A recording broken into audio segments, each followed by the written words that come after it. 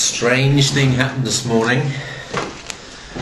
James Kendrick blogs about the HTC Advantage 7501, and I'm thinking, that looks good. I'll go down to town and have a look at it.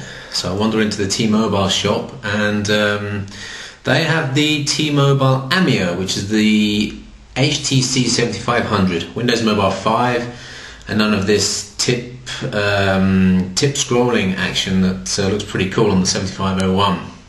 So I walk away a little bit disappointed. Just happened to walk by the Nokia store and oops, I bought an E90. Actually, I was pretty lucky because they didn't have any in stock. When I asked when they would have any in stock, they looked down to the side of them. There was a big box, 2 E90s in it, and I managed to snap one up. So I've already unboxed it actually in Starbucks about an hour ago, and I have to say I didn't even look at the box. I just grabbed the E90 out of it and put my SIM card in and started to play. And that's exactly what I'm going to do now, just to show you the E90. First of all though, why did I buy an E90? Well, 3 reasons really actually.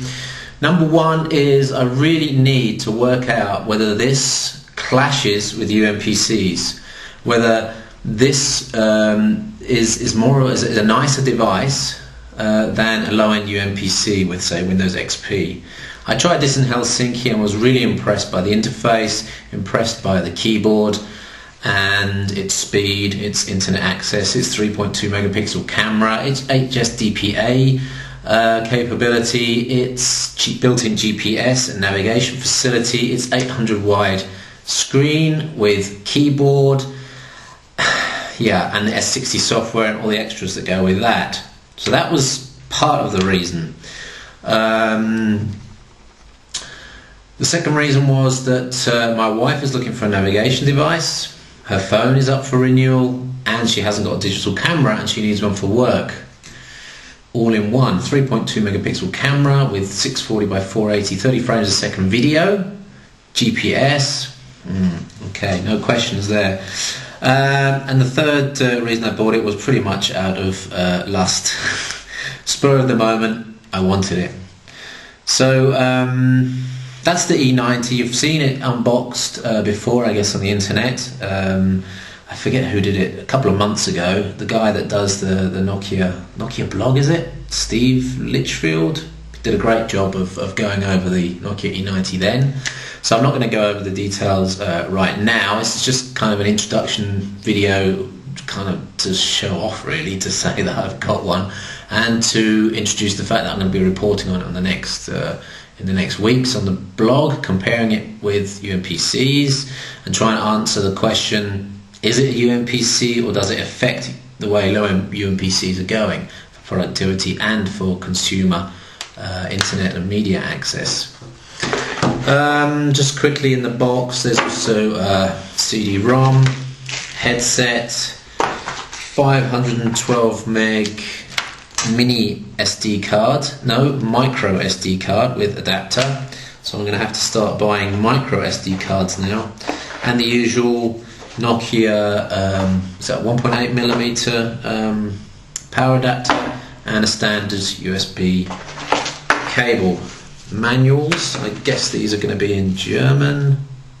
Yeah, big manual though. I mean, like James Kendrick said on his video about the HTC Advantage, it's good to see a nice manual. And that's one thing you do get with smartphones and you don't get with UMPCs.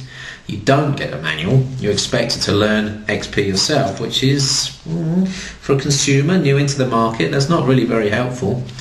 So that's one nice thing you get with the smartphones. Before I go though, I just want to give you a quick size comparison.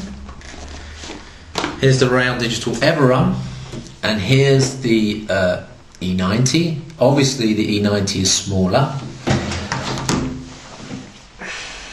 Into the pocket with no problem at all. Everrun. Okay, it goes in the pocket, but there's no way I'm going to walk around with that in my pocket. I can't even get it out. The keyboard is better on the E90 as well than the Everrun, I have to say that. Then there's our girly Koujunchi SH6. Kaminit, are you watching? And of course, It's absolutely huge in comparison. Similar price, all three of these devices, around the $1,000, €1,000 mark. So it's going to be interesting to see exactly how much functionality I get out of this. Is it 70% of what I can get out of the Kojincha for my usage scenarios, or is it 95%, or is it even better for my usage scenarios? We'll find out in the next few weeks. So E90 in the house, and thanks to James Kendrick for leading me through the HTC Advantage and to the E90, and back soon. Bye.